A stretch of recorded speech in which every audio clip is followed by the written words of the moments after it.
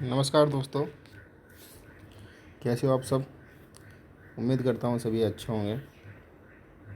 आज के हमारे सेशन में हम जो राजस्थान लोक सेवा आयोग है, उसके द्वारा आयोजित राष्ट्रीय आरएस की जो परीक्षा है उसके सिलेबस के बारे में डिटेल से यहाँ डिस्कशन करेंगे। क्योंकि अभी आने वाले जो एक 1.5 से 2 महीने में आरएस 2023 का जो नोटिफिकेशन है वो आ जाएगा। जो नोटिफिकेशन की बात करें आर एस 2023 की, तो ये आ जाएगा आपकी मिड जुलाई तक आने के चांसेस है।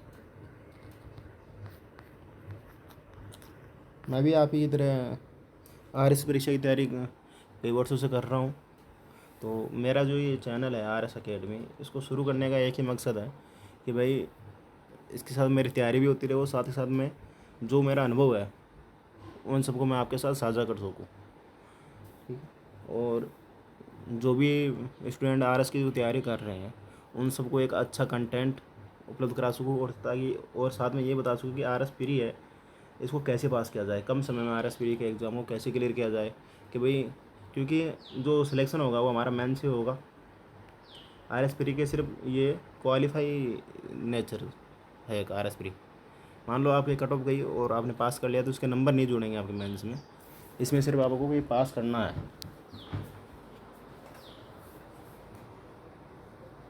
जैसा मेरा अनुभव रहा है कई वर्षों का, उस अनुभव से मैं आपको कह रहा हूँ। आज उस अनुभव के आधार पर हम इस जो सिलेबस है उसको डिटेल से एनालिसिस करेंगे भाई हमें क्या क्या पढ़ना है और कितना पढ़ना है, ताकि भाई हमारा आर एस फ्री आराम से क्वालिफाई हो जाए। और सबसे बड़ी बात कि भाई हमें जो लड़का पुराने जो स्टूडेंट हैं जो पिछले साल मेंस में रह गया, जो भी इंटरव्यू में रह जाएंगे, उनकी तो है उनको इतनी समस्या नहीं आएगी, क्योंकि वो मेंस और प्री को साथ लेके चलते हैं। वो कोई भी सब्जेक्ट को पढ़ेंगे, जैसे पॉलिटिकल को पढ़ेंगे, एक्स्ट्रा वगैरह पढ़ेंगे, तो वो मेंस की तरफ से ज़्यादा पढ़ेंगे भाई कि हाँ हमें ये क्वेश्चन ऐसे अटेंड करना है। और मेंस में सिर्फ आंसर राइटिंग है, नॉलेज आपका ज़्यादा नहीं चाहिए। हाँ, अगर आपको आर एस मेंस क्वालिफाई करना है तो उसमें आंसर राइटिंग का ज़्यादा महत्व है।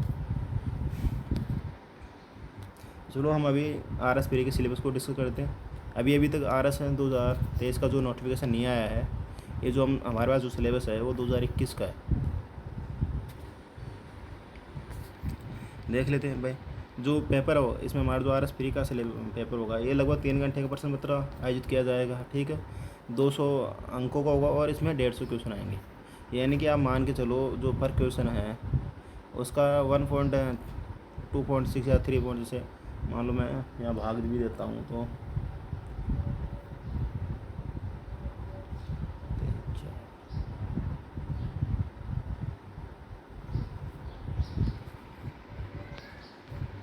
एक क्वेश्चन लमसम 1.30 या 1.133 के लमसम और आंसर रहेगा एक क्वेश्चन का। ऋणात्मक अंकन हमारे होता है हर एक क्वेश्चन के लिए 1/3 अंक काटे जाएंगे। 150 क्वेश्चनों का हमारा प्रश्न पत्र होगा। चलो आप देख लेते हैं राजस्थान का कला एवं संस्कृति का, इसमें कौन कौन से मेन टॉपिक आपको क्या क्या पढ़ना है। इसमें राजस्थान के जो प्राग ऐतिहासिक स्थल है और उन्हें जो पूरा पाषाण से ताम्र पाषाण काल युग है और जो कांस्य युग, उसके बारे में हमें पढ़ना है। यानी हमें कालीबंगा सभ्यता है, जो भी हमारे यहाँ का ये ताम्र युगीन सभ्यता है, प्लस जो लोह युगीन सभ्यता है वो। ठीक, इनके बारे में हमें यहाँ थोड़ी डिटेल्स पढ़ना है। कुछ महत्वपूर्ण ऐतिहासिक केंद्र यानी महत्वपूर्ण जो स्थल है महत्वपूर्ण प्राचीन समय के, उनके बारे में देखना हमें। और जो प्राचीन राजस्थान का समाज धर्म में संस्कृति उसके बारे में हल्का हल्का देखना। ये कोई इतना खास नहीं, यहाँ में सिर्फ कालीबंगा और से रिलेटेड जो सभ्यता हैं कांस्य युगीन और जो ताम्र युगीन बस उनको देखना है। ठीक, प्रमुख राजवंशों की बात की, सबसे प्रमुख राजवंश है तो वो गुहिल है हमारा। गुहिलों पर हमें ज़्यादा फोकस करना है। फिर चौहान जो राजवंश उस पर भी हमें बहुत ज़्यादा फोकस करना है। भाई हम जब राजस्थान का इतिहास पढ़ेंगे तो उसमें सबसे पहले हमें गुहिल वंश है उसको डिटेल से एनालिसिस करना है, उसको डिटेल से पढ़ना है। ये सर्वाधिक क्वेश्चन गुहिल वंश से आते हैं हर एग्ज़ाम में। आप पिछले सालों का जितने भी एग्ज़ाम हैं आर एस के जाएँ, अदर कोई स्टेट के एग्ज़ाम, अदर हमारी स्टेट के जो भी अदर एग्ज़ाम है उन्हें देखना आप, गुहिल वंश से ज़रूर क्वेश्चन पूछा था। एक हमारे चौहान शासक है उससे, राठौड़ से, और एक सिसोदिया। ये 4 वंश ही इंपॉर्टेंट है हमारे लिए। गुहिल है, चौहान है, राठौड़ और कच्छा। बाकी जो सिसोदिया है, ये आप जो गुहिल वंश को पढ़ोगे उदयपुर मेवाड़ को, तो उसमें आपके कवर हो जाएगा। परमार है, परमारों का हमें बस ज़्यादा नहीं पढ़ना परमारों के बारे में, हल्का हल्का इनकी संस्था वगैरह कौन थे इनको देखना हमें। अगर हम बात करूँ राजस्थान के इतिहास से, तो इतिहास से 5 से 6 क्वेश्चन आएंगे, और जो कला संस्कृति है राजस्थान की उससे 5 से 6 क्वेश्चन, यानी कि ये राजस्थान का जो चैप्टर है राजस्थान कला एवं इतिहास से 10 से लेके 12 क्वेश्चन हमें देखने को मिलेंगे हमारे एग्ज़ाम में। आधुनिक राजस्थान गोदी में हमें 1857 क्रांति पढ़नी है एकदम मुख्य, ठीक है।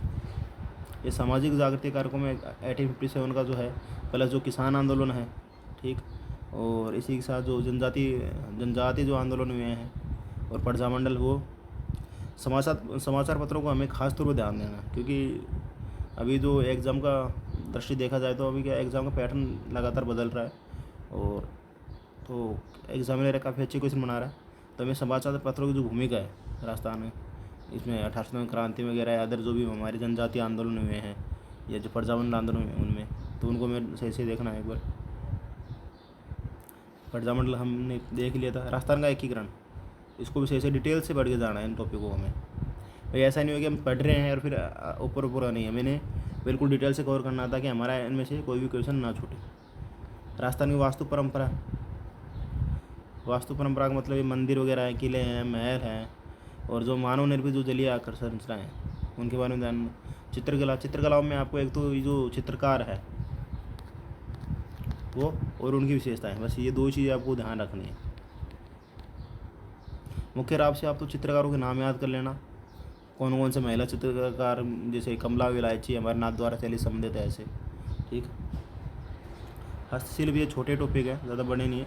प्रदर्शन कला में शास्त्रीय संगीत, शास्त्रीय नृत्य, लोक संगीत, वाद्य यंत्रों का आप ढंग से देख के जाना। पहले ही टॉपिक नहीं था 2011 का जो एग्ज़ाम हमारा उसमें ये जोड़ा गया वाद्य यंत्रों को, ठीक है, और लोक नृत्य, तो वाद्य, और साथ ही जो आभूषण वगैरह है उससे भी एक आधा क्वेश्चन पूछ लेते हैं, उनको भी देखना हमें।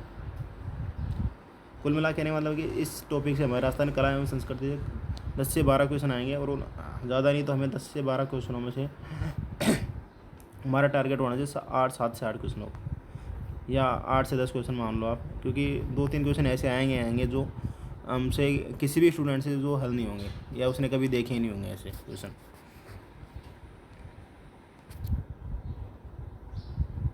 मेरी जो आज की क्लास उसमें ये बताऊंगा बस कि आपको कौन कौन से टॉपिक को ज़्यादा फोकस करना था, कि भाई आपका RS प्री का एग्ज़ाम, RS प्री 2023 का एग्ज़ाम आसानी से निकल जाए और आप प्री के लिए क्वालिफाई हो जाए। धार्मिक जीवन में जो संत वगैरह हैं हमारे, या जो लोक देवता हैं, उनको देखना है हमें। संत संप्रदाय में आपको ये भी देखना है कि भाई निर्गुण और सगुण भक्त कौन कौन से जो लोग देवता थे, या कौन कौन से जो लोकनायक थे वो सगुण भक्ति संबंधित है, और कौन कौन से निर्गुण भक्ति। निर्गुण का मतलब है जो ईश्वर को नहीं मानते हो, ठीक है, ईश्वर में आस्था नहीं रखते हैं, वो है। सगुण जो ईश्वर को मान के भाई क्या कहते हैं कि आपको ईश्वर की पूजा करनी पड़ेगी अगर आपको मोक्ष प्राप्त करना है, या जो भी है। राजस्थान के प्रमुख व्यक्तित्व की बात की जाए तो इसमें हमारे जो कन्हैयालाल सेठिया साहब हैं, ठीक है, और ये वागड़ के धनी के नाम से ये क्या है, मोतीलाल तेजाब जी हैं, जयनंद व्यास हैं, ऐसे बड़े बड़े जो क्रांतिकारी वगैरह हुए हैं, मुख्य रूप से ज़्यादा नहीं होंगे, शायद 50-60 ही मुख्य व्यक्ति होंगे। हर किसी को नहीं पढ़ना हमें, उसी को पढ़ना जिसने 1857 क्रांति में सहयोग किया हो, या फिर जो प्रजामंडल संबंधी जो प्रमुख व्यक्तित्व थे उन्हीं को हमें ध्यान से पढ़ना है। या किसी ने राजस्थान संबंधित कोई इतिहास लिखा, जैसे गोपी चंद शर्मा वगैरह है, जमुना बजाज वगैरह है, ये किशोरी देवी है, महिलाओं की भूमिका को भी हमें यहाँ ढंग से देखना है। भारत के इतिहास की बात करें तो भारत के इतिहास में सर्वाधिक जो क्वेश्चन है वो आजकल एनिशिएंट और मिडाइवल से नहीं पूछा जाते, प्राचीन और मध्यकालीन इतिहास से बहुत ही कम पूछाते हैं। ज़्यादा फोकस रहता है वो आधुनिक भारत और जो भक्त सूफी आंदोलन है इनसे क्वेश्चन बनते हैं, भक्ति आंदोलन वगैरह हैं उनसे, ठीक है। और ये 3 संप्रदाय देखें, आजीविक, बौद्ध और जैन, ये हमें पढ़ने हैं। सिंधु घाटी सभ्यता से आजकल ना के बराबर क्वेश्चन पूछा है, तो हमें ये नहीं पढ़ना। अगर हम प्राचीन भारत की बात करें तो हमें सिर्फ ये बौद्ध, जैन और आजीविक संप्रदाय को पढ़ना है यहाँ, ठीक है। और राजवंश की बात करें तो एक मौर्य को पढ़ना है, कुषाणों को पढ़ना है यहाँ, ठीक है। गुप्त जो है काल उसको भी पढ़ना है।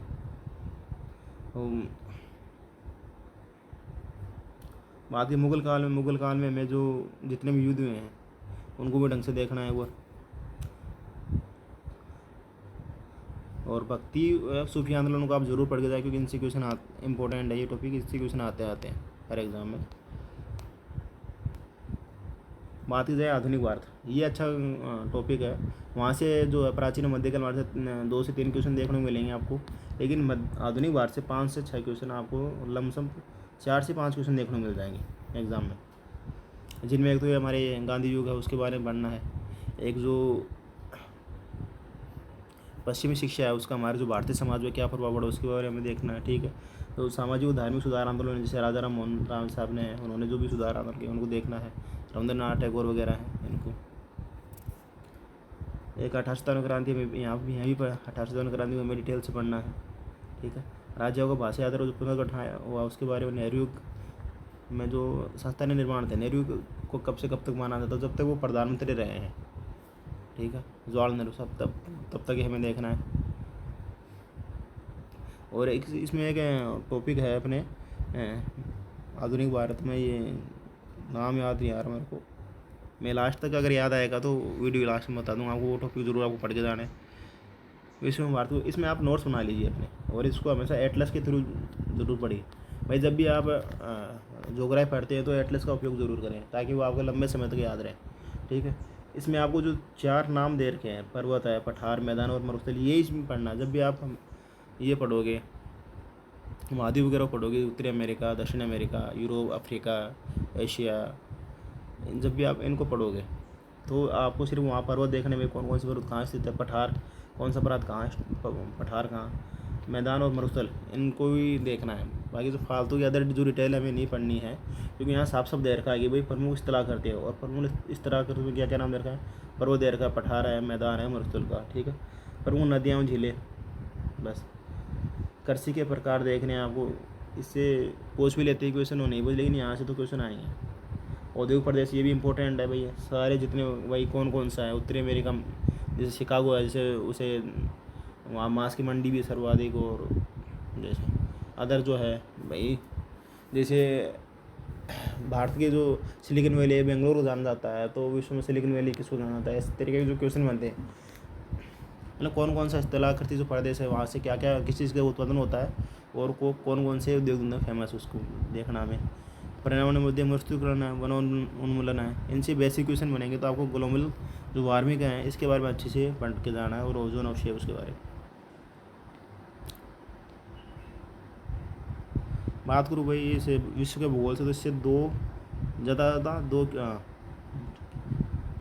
से 2 क्वेश्चन इससे आएंगे, या 3 अधिक से अधिक, इससे ज़्यादा क्वेश्चन इससे नहीं पूछेंगे। भारत के भूगोल है, इससे भी इतने क्वेश्चन पूछे जाते हैं, 4 से 5, इससे ज़्यादा नहीं। वही पर्वत, पठार, मैदान जो हमें विश्व भूगोल पढ़ना था, वही भारत के भूगोल में भी वही पढ़ना है हमको, ठीक है। मानसून तंत्र, वर्षा का वितरण, भाई कब भारत में है वो मानसून का आगमन होता है, 1 जून को बताया गया केरल के तट से। वो स्टेट की बात करें, और वैसे बात की जाए भाई किस स्थान से, तो सर्वाधिक सबसे पहले जो है हमारे अंडमान जो निकोबार द्वीप समूह, वहाँ पर मानसून प्रवेश करता है, उसके बारे में है, ठीक है। प्रमुख नदियाँ कौन कौन सी, गंगा नदी, यमुना नदी है, यानी कि जो सहायक नदी है उनके बारे में देखना है, जैसे महानदी है, उनमें कौन कौन से जल प्रताप है उनके बारे में हमें यहाँ देखना है। फसलों के बारे में देखो, जो गेहूँ, फसलों में हमें सिर्फ गेहूँ पढ़ना है, चावल, कपास, गन्ना, चाय और कॉफ़ी, इनके उत्पादक राज्य, सर्वाधिक उत्पादक राज्य, सर्वाधिक उत्पादन इनका कहाँ कहाँ होता है उनके बारे में। एक ये टॉपिक आप लिख लीजिए, खनिज, इसमें से तो 100% 2 क्वेश्चन आते हैं। एक क्वेश्चन तो फिक्स है, लेकिन कभी कभार एग्जाम 2 से 3 क्वेश्चन भी पूछ लिए जाते हैं इससे, ठीक है। ये सेम बराबर से टॉपिक है। एक परंपरागत और ऊर्जा के संसाधन है, परंपरागत और गैर परंपरागत। गैर परंपरागत का मतलब है कि भाई, परंपरागत का मतलब कि प्राचीन समय से हम जिन संसाधनों का उपयोग हम ऊर्जा के रूप में कर रहे हैं, जैसे बिजली उत्पादन के लिए हम प्राचीन समय से जल विद्युत का जैसे होता है, जल के द्वारा, उसके कोयला के द्वारा जल विद्युत उत्पादन किया जा रहा है, तो ये परंपरागत संसाधन है। गैर परंपरागत में हमारे जो ये जो परमाणु ऊर्जा है, या जो आर्य ऊर्जा है वगैरह है, इनका जो हम उपयोग कर रहे हैं, भूतापीय ऊर्जा है, तो क्योंकि इनकी हमारे पास संसाधनों की कमी है, और अभी जो वर्तमान स्थिति है उसमें हम गैर परंपरागत साधनों में ज़्यादा जोर दे रहे हैं, ताकि इनका दोहन ना हो सके। प्रमुख औद्योगिक प्रदेश, यही भाई कि भाई मेन जो सिटी हैं भाई, भारत का मैनचेस्टर से क्या कहा जाता है, और भारत सिलिकन वैली वगैरह ऐसे छोटे मोटे जो है, ज़्यादा है नहीं इसमें। पर राष्ट्रीय राजमार्ग और प्रमुख परिवहन गलियारे, गलियारे से मतलब हमारे जो राजमार्ग वगैरह, वो जो अभी जैसे DMIC बन रहा है, दिल्ली मुंबई इंडस्ट्रियल कॉरिडोर बन रहा है, इनके परिप्रेक्ष्य में ऐसा कुछ देखना है हमें। राजस्थान भूगोल हमारे लिए काफ़ी इंपॉर्टेंट है, क्योंकि यहाँ से 5 से 6 क्वेश्चन मान लो आप यहाँ से, और ये आसान भी है हमारे लिए थोड़ा, क्योंकि हम काफ़ी सालों से पढ़ते हुए आए हैं। ठीक, तो प्रमुख हुआ करती हैं, उनकी विशेषताएँ हैं, जलवायु हो गई। ठीक है, प्रमुख नदियाँ मुझे ले, ये नदियाँ आपको पता है भाई, अरब सागर में कौन सी नदी गिरती है, बंगाली खाड़ी में कौन सी नदी गिरती है, या स्थलीय जो अंत प्रवाह वाली नदियाँ हैं उनका नाम भी मैं देखना है यहाँ। प्राकृतिक वनस्पति और मृदा आपको पता ही। ठीक है, वनस्पति से जो हमारे यहाँ जो सेवन वगैरह घास वगैरह है उनके बारे में हम देख सकते हैं, स्थानीय वनस्पति के बारे में, खेजड़ी है, रोएड़ा है वगैरह। ये फसलों में गेहूँ, मक्का, जौ, कपास, गन्ना, बाजरा। पर आप देखो जो जोग्राफी टॉपिक है, जो टॉपिक है वर्ल्ड जोग्राफी में दे रखे हैं, उन्हीं टॉपिकों को लमसम में आपके जो इंडियन जोग्राफी उसमें दे रखा है, और जो राजस्थानी जोग्राफी उसमें दे रखा है। प्रमुख सिंचाई परियोजनाएँ हैं, जल संरक्षण की तकनीकें हैं, खड़ीन है, ये नाली है, काफ़ी सारी जल संरक्षण, ये टॉपिक मैं करवा दूँगा आपको भाई, जो भी हमारे NCERT में है, या NCERT प्लस जो RBSE में जो है परंपरागत जल संरक्षण तकनीकें दे रखी हैं, वो मैं आपको एक क्लास लेके हम इसको कवर कर लेंगे। जनसंख्या वृद्धि है, घनत्व है, साक्षरता है, लिंगानुपात, प्रमुख जनजाति है, ये आपको देखनी है। खनिज है, धात्विक और अधात्विक।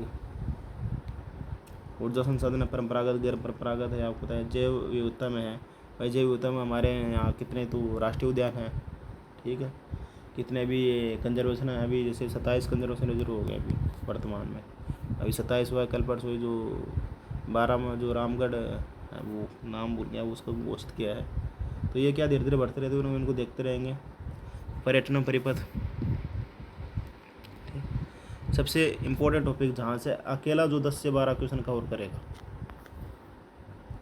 भारतीय संविधान, राजनीति व्यवस्था में शासन प्रणाली, 10 क्वेश्चन तो आप मान के चलो, 8 से 10 क्वेश्चन तो कम से कम यहाँ से कवर होंगे। और प्लस जो राजस्थान का ये जो राज्य व्यवस्था है, उससे भी 5 से 6 क्वेश्चन वहाँ से कवर होंगे। ज़्यादा मान लो तो जो संविधान है, पॉलिटी है, राजस्थान और इंडियन, वो कम से कम भी 17 से 18 क्वेश्चन कवर करेंगे। मतलब हमें इस पर तो बिल्कुल डिटेल से पढ़ना है, उसको अच्छे तरीके से पढ़ना है, ताकि इनमें से हमारा कोई क्वेश्चन ना छूटे। क्योंकि अगर आपने 2-3 टॉपिक पे अच्छी पकड़ कर ली, तो आपकी RS प्री आराम से निकल जाएगा। RS प्री निकालना बहुत आसान है। संविधान सभा को पढ़ना है, भारतीय संविधान की विशेषताएँ पढ़नी है। ठीक, और संविधान में संशोधन हुए हैं अभी तक, है ना, उनको बारे में देखना है एक बार। उद्देशिका, यानी कि उद्देशिका मतलब जो हमारी प्रस्तावना, उसके बारे में पढ़ना है। क्योंकि प्रस्तावना का निर्माण जो जवाहरलाल नेहरू की जो उद्देश्य प्रस्ताव था, उसके आधार पर प्रस्तावना निर्माण किया गया, तो हमें वो पढ़नी है। मूल अधिकारों के बारे में पढ़ना है। ये अमेरिका से जो राज्य की नीति निर्देशक तत्व है, उनके बारे में पढ़ना है। मौलिक कर्तव्य के बारे में पढ़ना है हमें। ये टॉपिक आप थोड़ा सावधानी से पढ़ना, मौलिक कर्तव्य अच्छा है, हर बार एग्जाम में क्वेश्चन आता है, और स्टूडेंट ज़्यादातर गलत करके आता है। राष्ट्रपति साहब हमारे PM साहब हैं, मंत्रिपरिषद है, संसद है, उच्चतम न्यायालय है, और जो न्यायिक पुनरावलोकन है, ये हमें इसमें पढ़ना है।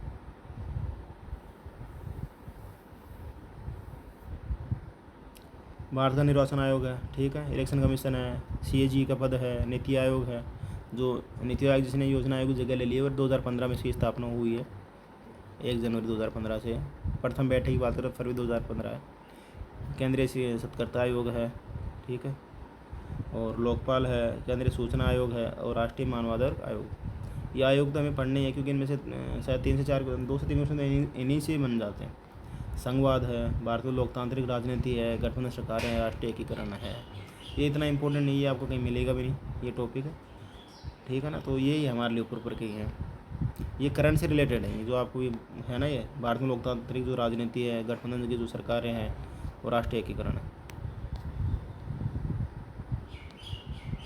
राजस्थान का राज्य व्यवस्था में राज्यपाल, मुख्यमंत्री है, मंत्रिपरिषद है, विधानसभा है, उच्च न्यायालय है, जिला प्रशासन, स्थानीय स्वशासन, पंचायत राज संस्थाएँ हैं, राष्ट्रीय RPSC है, हमारे ह्यूमन राइट कमीशन है, लोकायुक्त है 1973 के आधार पर, ठीक है। राज्य निर्वाचन आयोग है, 2006 में लमसम इसकी 24 अप्रैल ऐसे कुछ है। राज्य सूचना आयोग है, नहीं सूचना आयोग है 2006 में, सॉरी निर्वाचन आयोग तो बार पहले ही स्थापना हो गया। लोक नीति है, ठीक है, विधिक अधिकार है। विधिक अधिकार होते हैं जो मैंने विधि के द्वारा कोई विधि के प्रवर्तन ला के हमें दिए जाते हैं लोगों को, ठीक है। नागरिक अधिकार पत्र है, ये छोटे छोटे टॉपिक हैं बिल्कुल ये। अर्थशास्त्र को हम देख लेते हैं, तो अर्थशास्त्र में बजट का निर्माण है और बैंकिंग है। मतलब अगर दो इस बार एग्ज़ाम अगर अक्टूबर में होती है तो आपको इस बार का जो बजट है उसको ढंग से पढ़ना है, प्लस राजस्थान की जो आर्थिक समीक्षा है उसको भी आपको ढंग से पढ़ना है। और या तो उसके लिए यहाँ मार्केट वगैरह बुक मिल जाएगी, ठीक है, या आप जो राजस्थान गवर्नमेंट की जो ऑफिशियल साइट है वहाँ से भी आप राजस्थान का इकोनॉमी सर्वे डाउनलोड कर सकते हो। नहीं तो आप हमारे चैनल में नीचे कमेंट कर देना, हम आपको उपलब्ध करवा देंगे। और एक टेलीग्राम चैनल बना देंगे जहाँ आपको ज़रूरी जो भी अध्ययन सामग्री है आर से रिलेटेड वो आपको वहाँ पर उपलब्ध करवाई जाएगी। लेखांकन है, लेखांकन कोई ज़्यादा इंपॉर्टेंट नहीं है, बस लेखांकन में हम आपको ये टॉपिक हम छोटे टॉपिक है, इनमें कुछ बैंकिंग वगैरह है, ये हम आपको यहाँ करवा देंगे हमारी क्लासों में आराम से। स्टॉक एक्सचेंज है, शेयर बाज़ार है, राजकोषीय मौद्रिक नीतियाँ हैं, ठीक है।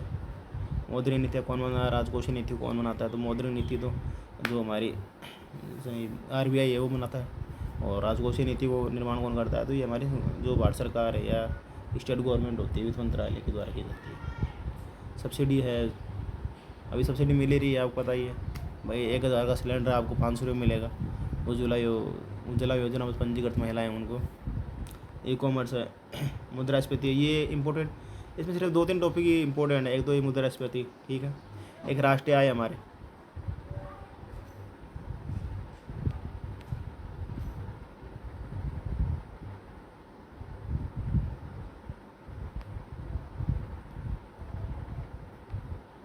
इसमें आपको एक तो बजट के बारे में पढ़ना है, बैंकिंग के बारे में पढ़ना है, राष्ट्रीय आय, इनसे आपके क्वेश्चन हो जाएंगे। समृद्धि और आर्थिक विकास छोटे टॉपिक हैं, एक है मुद्रास्फीति, ठीक है। लेखांकन को हम यहाँ करवा देंगे आपको, तो ये डेवलपमेंट जो ग्रोथ है उनको ये टॉपिक हम यहाँ करवा देंगे। राष्ट्रीय आय को भी आप अगर बोलोगे तो हम करवा लेंगे, ठीक है, हमारे चैनल पे। ये तो करंट के टॉपिक हैं, तो आप करंट से रिलेटेड करके पढ़ना है, यानी कि जो इकोनॉमी सर्वे में जो भी चीज़ आई है जो भारत का है उसमें देख के हम कवर हो जाएगा। तो हाँ, ये मानव विकास सूचकांक, गरीबी सूचकांक, गरीबी और बेरोजगारी की जो उदाहरण है उसके ऊपर डिपेंड है। और जो वैश्विक खुशहाली सूचकांक उसके बारे में हमें पढ़ना है। SDI को हमें ढंग से देखना है। और जो प्लस राजस्थान की जो SDG वो है, क्या बोलते हैं इसको, सतत विकास लक्ष्य है, sustainable development goals SDG index है, उसको भी हमें देखना है। तो ये हमारी जो इकोनॉमिक सर्वे है उससे कवर हो जाएगा। कमज़ोर वर्गों के लिए जो भी योजनाएं चलाई गई हैं गरीबियों के लिए वगैरह, उनको भी हमें देखना है। तो जो आप इकोनॉमिक सर्वे पढ़ोगे राजस्थान को, उसमें अभी कवर लगभग ये योजनाएं वहाँ कवर हो जाएंगी आपकी, ठीक है। राजस्थान की अर्थव्यवस्था में भी कुछ नहीं है ऐसा खास, इसके लिए आपको इकोनॉमिक सर्वे पढ़ना है और कुछ नहीं पढ़ना इसके लिए एक्स्ट्रा।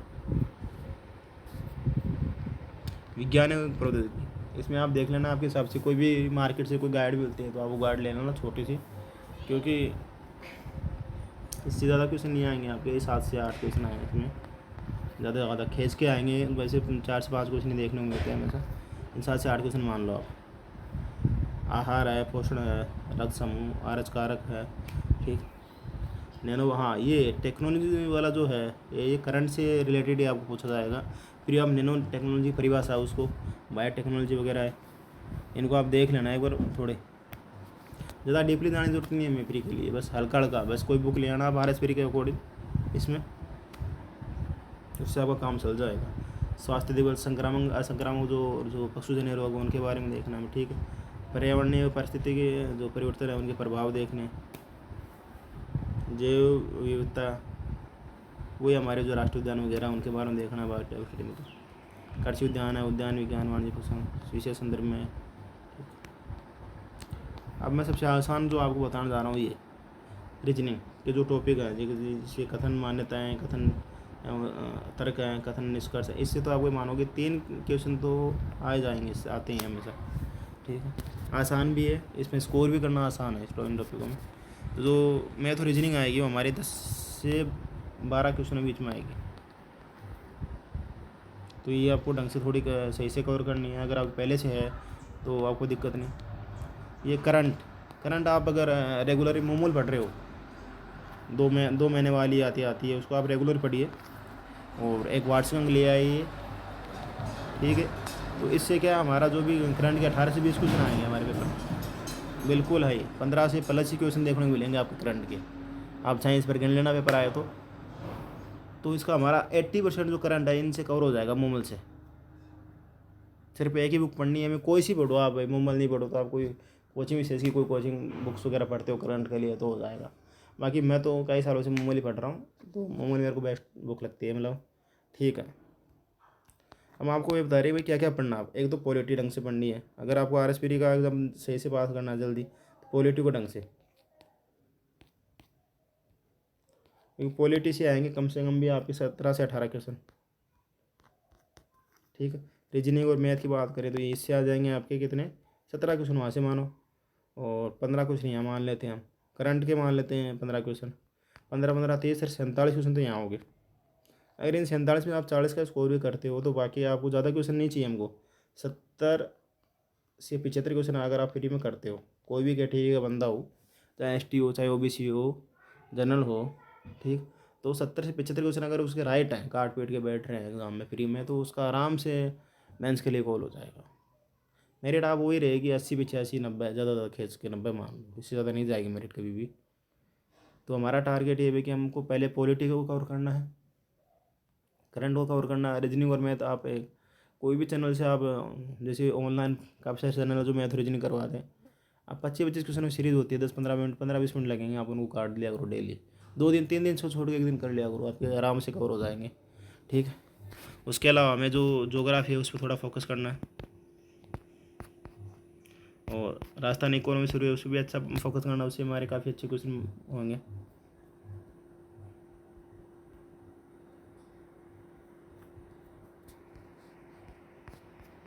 और जो इतिहास है राजस्थान का तो हमें सब कुछ डिटेल से पढ़ना ही है, क्योंकि हमारे मेंस में काम आएगा। बाकी जो भारतीय इतिहास है, भारतीय इतिहास में हमें मुख्य रूप से जो आधुनिक भारत है उसको कवर करना है। इसी से हमारे 2 से 3 क्वेश्चन हो जाएंगे तो हमारा पार पड़ जाएगा, ज़्यादा नहीं। हमें इतना ही करना है कि 75 से क्वेश्चनों के लमसम हमें अराउंड करने हैं सही काट पीट के एग्ज़ाम में। और अगर इतने आपके हो रहे हैं फ्री में तो आपको छोड़ के आ जाना है। जो हमारा चैनल है हम इस पर पहले जो राजस्थान का इतिहास है, सॉरी जो इंडियन हिस्ट्री है उसकी कुछ महत्वपूर्ण टॉपिक से शुरुआत करने जा रहे हैं, या तो कल से या परसों से आपकी क्लास स्टार्ट हो जाएंगी इस चैनल पर आपकी, ठीक है। तो हम पहले जैन धर्म और बौद्ध धर्म को कवर करेंगे, फिर धीरे धीरे आगे आगे बढ़ते जाएंगे। फिर हम राजस्थान इतिहास के जो है, चाहे राजस्थान का हो चाहे वो इंडियन हिस्ट्री हो, वो हम यहाँ हमारे चैनल में कवर करेंगे। उसके अलावा कुछ जैसे ये इकोनॉमिक्स के कुछ टॉपिक हैं, सब्सिडी वगैरह है, ये लेखांकन है, इनको भी हम कवर करते हुए चलेंगे धीरे धीरे। करंट की बात है तो करंट में आपको जब एग्ज़ाम होगा उससे 15 दिन पहले स्पेशली कुछ मैं करंट के क्वेश्चन बनाता हूँ हर साल, तो करंट के क्वेश्चन मैं आपको यहाँ उपलब्ध करा दूँगा हमारे चैनल पे या टेलीग्राम चैनल पे, तो आप हमारे वहाँ से देख सकते हो। अगर आपको वीडियो अच्छा लगा हो तो लाइक करें, चैनल को सब्सक्राइब करें। धन्यवाद।